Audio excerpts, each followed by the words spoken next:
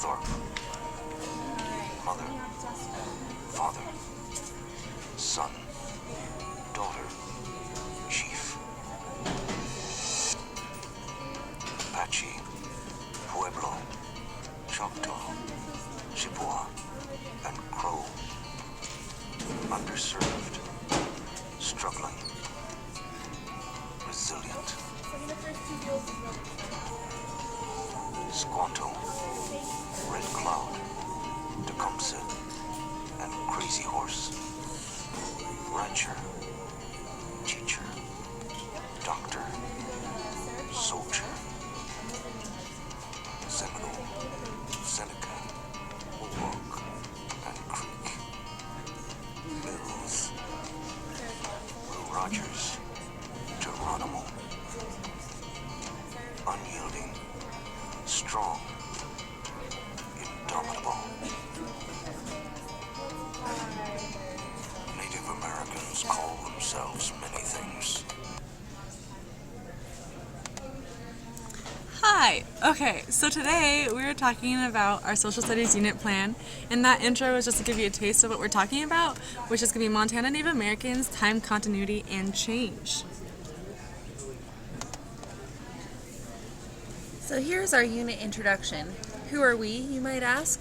Well, we are. I'm Jessica Trosper. I am soon-to-be Mrs. Jennifer Alice. Kiona Melton. And Kate Cannon. And what our unit was just mapping out different aspects of Native American life before contact with the Europeans and after contact with the Europeans. And we focused specifically on Montana tribes. Alrighty, and so continuing in our unit introduction, we geared this unit towards third graders, and so that was our overall grade level. And then a couple of our essential questions was, what was life like for the Native Americans before European contact? And then what was life like for the Native Americans after European contact? And again, this is geared around Montana Native Americans.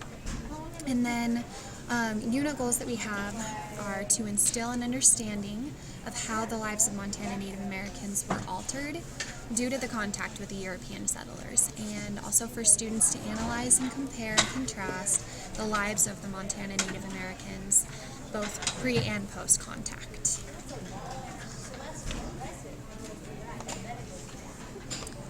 And we wrote a unit assessment. Each of our lessons also had assessments, but we used multiple choice tests with 4 short answer questions, and we used these to assess our students' understanding of the content taught throughout the unit.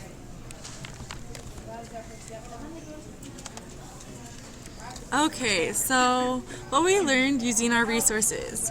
So throughout this process, we definitely learned a lot. Some of it was to learn how to be consistently editing and revising your lessons.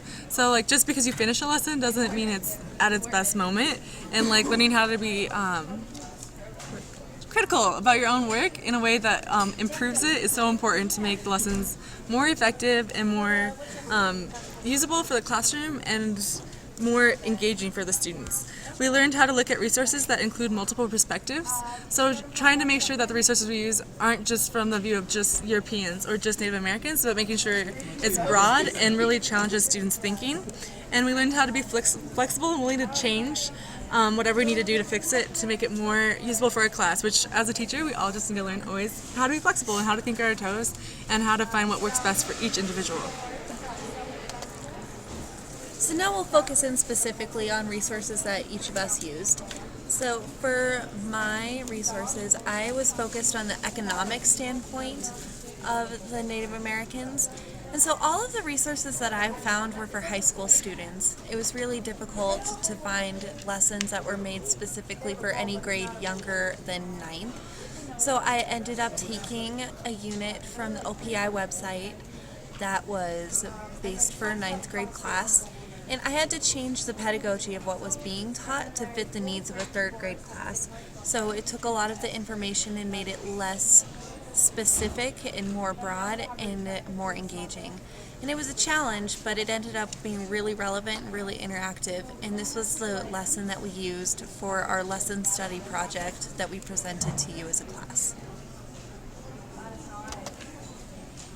And to continue on with that, for my specific resource, my main focus was geography and history for pre-contact with the Native Americans, and I also went to the OPI website and found an IEFA lesson plan, and the name of that lesson plan was The History and Beliefs of Montana Native Americans, but it definitely connected very well to our time continuity and change. And so that definitely drew me in, and I got to just, got to see just how it was being taught originally, and I got to also change it up to better suit the needs of a third grade student. And that specific lesson plan definitely taught research skills, collaboration with your peers, and then it also really did open eyes to the pre-European contact with Montana Native Americans. And so it was just very beneficial for me to be able to see and revise this lesson plan because it connected in so many different ways for our topics. And then my picture didn't show up, but for specific resources, I did a grouping by eye activity out of another OPI lesson. I use a lot of OPI lessons and combine them all with different activities and different main points. I was doing the sociology main lesson, so I really wanted students to understand the stereotypes that have been built and how incorrect they are, how easy it is to build them, and how painful it is to live underneath the weight of someone else looking down on you. So the gist of this activity is to group students by their eye color and to just randomly assign different personality attributes to each group, and then see how each group felt about it, see how accurate they were, and if they were comfortable with having those stereotypes placed on them. And just in a third grade level, like, you don't want to make everyone feel super uncomfortable, so this is kind of a lighthearted way to get students to think about how damaging stereotypes are. So this was just one of the lessons I pulled out, and it was called just Topic 6 Stereotypes from OPI. And this is what the lesson looked like. It also had a lot of different ideas for things. And so for my specific resource that I was looking at, I went also to OPI. And I was looking at government specifically for Montana Native Americans and time continuity and change. And I wanted to look at the tribal governments now. And so during this the first picture you see is the original lesson plan. It's also geared towards third grade. And it involves interviewing local government officials and trying to pick their brain, and students have to come up with questions ahead of time. They have to practice interviewing the process, and then so it focuses a lot on even the English, like presenting and communicating and listening skills. And so I showed the second picture showed before and after. I made a lot of adjustments that made it more specific towards pre and post rather than just focusing on just governments today. So, to review the challenges and triumphs of creating our unit, the challenges were finding relevant materials that would fit each of our lessons in our unit in an interesting and relevant way.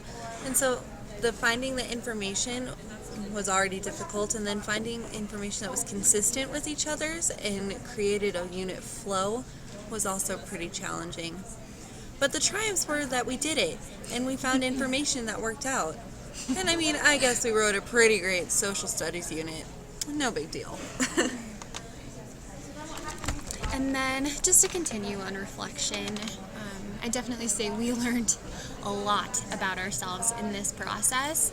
And I guess just a couple of the pretty big things I'd say that we learned about ourselves and about as a team is that we learned that working as a team definitely takes time and effort, and collaboration is very important.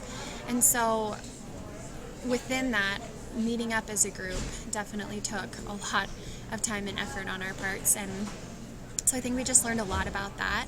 And then just connecting with that, we learned a lot about needing to be flexible as a team, and then being willing to sacrifice our time and our energy. And again, those just really connect very closely to one another and what we learned about for ourselves.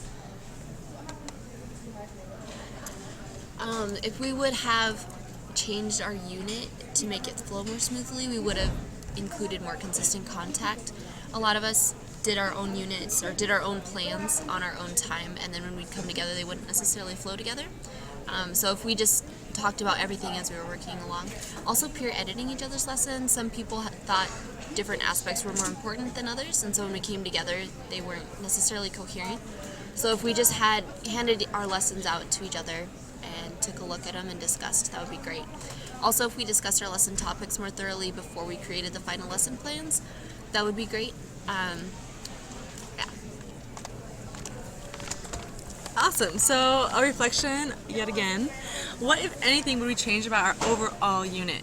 So we decided, like Kiona said, we'd work on the flow and making sure that each of them are tied together more with vocabulary, terminology, that the overarching questions would be addressed more specifically in each individual lesson. And then we also might focus on time periods more specifically, because when we created this, we had talked about pre and post contact, but then that's a pretty broad statement. So we're probably focusing more on like within a 100-year period. Yeah, just being more specific. Well, there you go, folks. That is our presentation, and here are our references. Thanks for listening. Ben. Thank you. Yay. Bye.